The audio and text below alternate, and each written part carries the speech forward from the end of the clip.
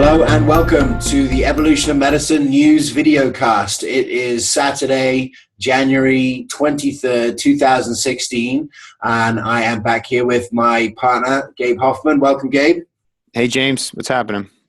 Good to be back here for another week. Interesting week in the news. And before we just jump into that, I want to say thank you to our ongoing sponsor for the month of January for these podcasts. We are working with Holistic Nutrition Lab and Andrea Nakayama. You've seen her on the forum. She's doing a launch for her digestive intensive this week and is sponsoring the show. If you go to goevomed.com/HNL.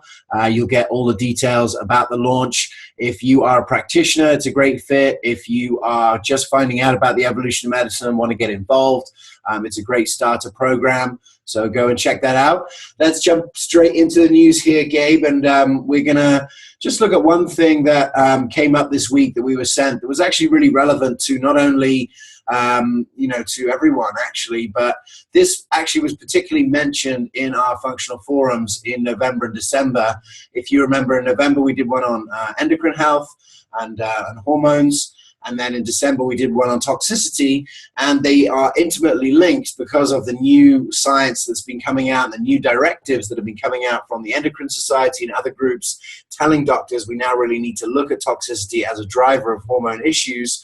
And here comes a study. BPA alternative disrupts normal brain cell growth and is tied to hyperactivity, study says. So this study, we've all heard about the bad things about bisphenol A. So they're like, okay, we need no bisphenol A. Let's make baby bottles and sippy cups and other things out of something else.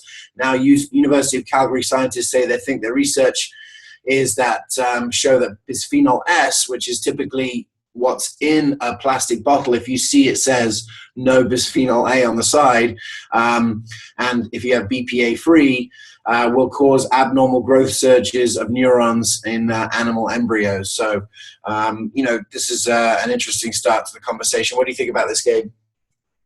Yeah, well, this points to a much bigger issue, which is that every time we isolate something that's bad for us, we assume any alternative must be good for us until we figure out that alternative is not good. And it was Penelope who was on our show specifically speaking about this during the endocrine disruptor episode. And she was discussing the fact that BPA free, there's a million different BP with a letter at the end of it. And we're just going to go through all of them. And who's to say what they do? If you look at this article, there's a really a great quote that I think says a lot. And it says, a lot of the alternative chemicals have not been adequately tested because they don't have to be. A compound is considered safe by the FDA until proven otherwise. And that is probably not a great approach to put things in our bodies. It's like innocent until proven guilty. That's probably good. But when it comes to a chemical or a toxin, I have a feeling that we're going to end up with a lot more toxins in our body than not if that's our approach. Yeah, absolutely. And you can see, we've had people from the Environmental Working Group on the show before. That's a great organization, and we really support the work that they do. Go to ewg.org. You can find out more about that. But yeah, America is embarrassingly slow on these kind of things. And obviously in the pocket of DuPont Chemical and whoever else is sort of making this legislation. And so, so this is an issue. And, it's just good to see, this information. But we wanted to spend the majority of time in the news today talking about it, something that we reported on the first week that we ever did this, that has now become a national thing, so much so that this is actually on the front cover of Time magazine now. So Time magazine is reporting this Flint, Michigan story, the poisoning of an American city, toxic water, sick kids, and the incompetent leaders who betrayed Flint.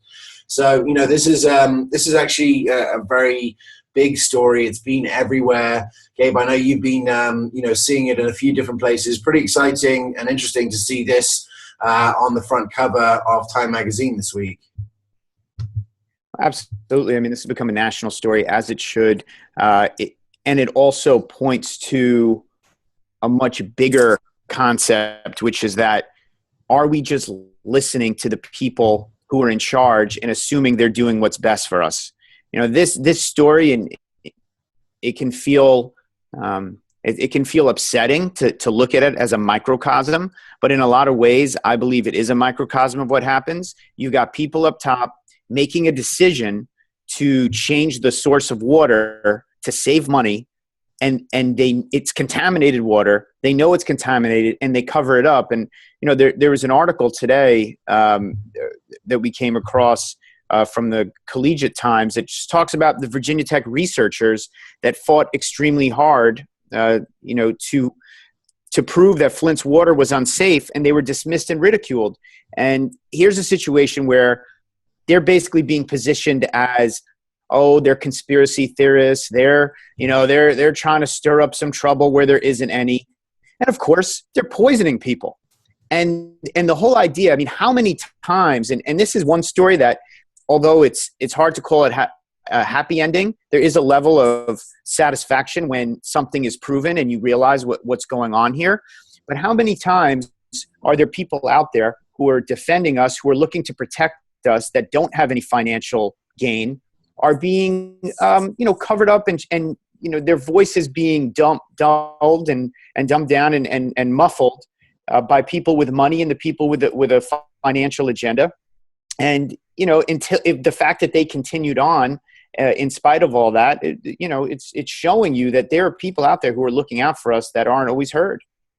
Absolutely. Yeah, they said, you can see here, the Michigan Department of Environmental Quality also fought the findings, telling media that the Virginia Tech research team, in quotes, pulls that rabbit out of the hat everywhere they go, implying that researchers' results were no more than an illusion. And then earlier this month, Michigan Governor Rick Snyder declared a state of emergency. So look, how many other industries, how many other products, how many other considerations have you heard this story where like something bad happens that's going to affect the fiduciary responsibility of either a major corporation or in this case a government, a state, and their budget, which is already low. And now then the powers that be get their people to come out and say, no, there's nothing to see here, go away. And then, eventually, as my mum used to say, the truth will out. And then the truth outs. And here it comes, and you have to look at the people all the way along through the process who are telling you this isn't a problem, because these people have proven themselves time and time again to not be talking in your interests. And it's important, the internet is so helpful today because there's so many news sources, but it's important to realize a lot of times the truth comes out and you just never hear about it. Because there was another truth that day where like the Oscars were on or some other louder story gets the play. So in this scenario, it's exciting because people are seeing what happened. And I think that the story arc of this is even more valuable than if it was just discovered there was toxicity in the water. And sometimes we see, okay, there's some toxicity here and we're excited for people to hear it. But I think it's important for people to see you got the people who you believe are looking out for your health are not necessarily looking out for your health. And it is at any age, and I posted this on Facebook today, it is always good to question something that doesn't feel right or doesn't feel comfortable. And we teach our children that. And as adults, you do not want to blindly follow authorities. If it doesn't feel right to you, even if everyone around you thinks that it's okay and they're drinking the water and there's nothing wrong with the water, they're not going to poison us. If it feels wrong, question it. The worst thing is, maybe you question something that was okay. But the flip side of that is very dangerous for our families and for all of us. And we have to regulate this as a community. This is not something that one person is going to be able to do. Absolutely. So you either have to deal with it, dude, or you can just keep on drinking the water and perhaps mix it with your favorite flavor of Kool-Aid. Yeah, exactly. So, it says Virginia Tech was ridiculed in the media. Our reputation was made fun of. We didn't know what we were talking about. And then earlier on here, there's a local pediatrician discovered elevated levels of lead in blood samples of Flint children. Her research was also ridiculed. So you see, if something's getting ridiculed by people, then that's where to start looking. There was another article that came out about this, saying that the EPA knew all about Flint, Michigan months before without telling the public, and that's a continuation of the other story. So this is a huge thing, and this is the Environmental Protection Agency Now, the top Midwest official knew about Flint water crisis of 2015, months before telling the public. So again, you can see where here's a situation where Flint, Michigan, the EPA, who's meant to be on our team and is meant to be the public side of things, also knew about it and also doing nothing about it. There was a falsified report, a government report that was falsified. I mean, you see it happen in movies. I think we all know, like, sometimes this can happen, but think about the implications of that. That means there was something that was completely covered up. It couldn't be any worse than that. And if you think this is the only level this is happening, I mean, when we talk about toxicity in products and ways that corporations have been able to increase profit margins by putting chemicals in it and then assuring us that these chemicals aren't dangerous, if you believe that, you're not thinking clearly. People have got to wake up to this. And I know our audience, in a lot of ways, we're preaching to the choir, but these are opportunities to share this information. So, if you're a doctor listening, you're a practitioner listening, take the opportunity to share some of this with people. So it's not just you saying, this is bad for you, that's bad for you. And I know our family can tend to tune us out. Here is a real story, and it's a real opportunity to promote what you do and how that you really care about what's going on with the community around you. Absolutely. Yeah. And I think that's a great point. Great opportunity for education. Now, this is a national story. We now have an opportunity to be able to, use it in our practices to be able to, alert the public that this is one example of toxicity, and it's pretty sure it's not the only one. I got one final thing that I wanted to share with everyone here, Gabe, because they just released some emails so we can see exactly who knew at what time. And so I just wanted to show you these emails and get your choice. So these have been actually released now, so from a Freedom of Information Act. So this is government. This is Governor Rick Snyder.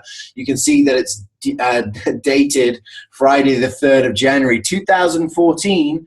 That this is related to. So this is they're releasing emails now, so that the government is getting all open about about what that looks like. What do you make of these emails here, Gabe? And for the people who aren't who are just listening on audio, maybe you could describe what you're seeing here. Yeah, I would say, imagine when the JFK assassination files were released. It had this has a similar tone to it. Just a lot of black bars over every word in the email. So I don't know if this would be a real release. I guess, I mean, what happens? Are they allowed to say, oh, we released the emails, and just figure people don't look at it, so then they can release something like this? I mean, this is nonsense. Yeah, it's nonsense. I mean, take a look at it yourself. You see everything scrubbed out. This is the release of the email. So look, this is what this looks like. Well, this is transparency from the government. Transparency in government. So it's interesting. Well, look, we getting a lot of great stories from people, and thank you so much to everyone who's participating in our goal of really bringing community supported news. Thanks so much for sending. Next week we will certainly bring out some other topics, but it's just amazing in a certain way to see for Gabe and I that a topic that was really small the first time we covered it a month ago is now national news, international news, a tiny town in Michigan. Michael Moore's doing his thing. He's from Flint, and this is becoming a major issue, and it's becoming a major issue where people all around the country are wondering, is my water poisoned? Is my local community poisoned? And at this point of view, at this stage, it's a great situation for anyone who knows about detoxification, is doing detoxification, to step up and become a community leader, communicate about these things, find the kind of things that are going on in your community. And I think that what you'll see is that there's a yearning for people to just work with people who have told the truth for a long time.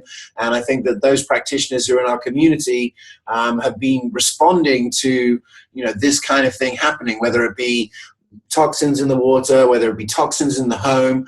Up until a few years ago, you wouldn't even know that mold was a human health issue. Mold in houses. Practitioners we had been dealing with mold for years, and so I think it's just another reminder that how important you as the practitioner are in your community, and And, I think it's showing this at a larger scale. And of course, we didn't have time for it today, but there was the Detroit story where there was mold in the school system, and this is popping up more and more.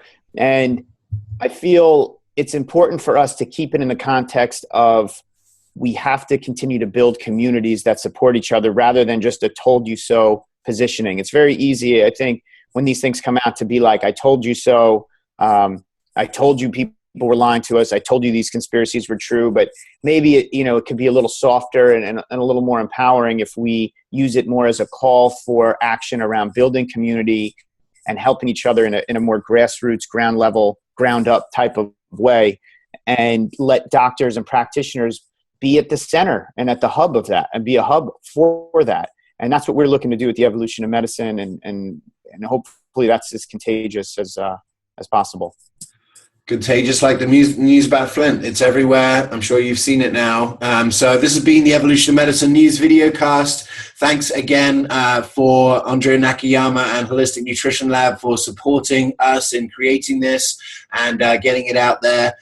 They have their digestive intensive launch. If you're a practitioner or if you want to bring on a practitioner in your community, maybe you're a doctor and some of your front desk staff have been saying that they'd be interested in being more supportive of your work. We're seeing doctors and coaches work together in a really interesting way. And Andrea's functional nutrition program, starting with her digestive intensive, is a great way to get started with all of that. It's been great to be here with you again, Gabe, and here for another week. We'll be back next week with some more interesting news. But until then, I'm your host, James Maskell. This is the Evolution of Medicine News Videocast, and we'll see you next time.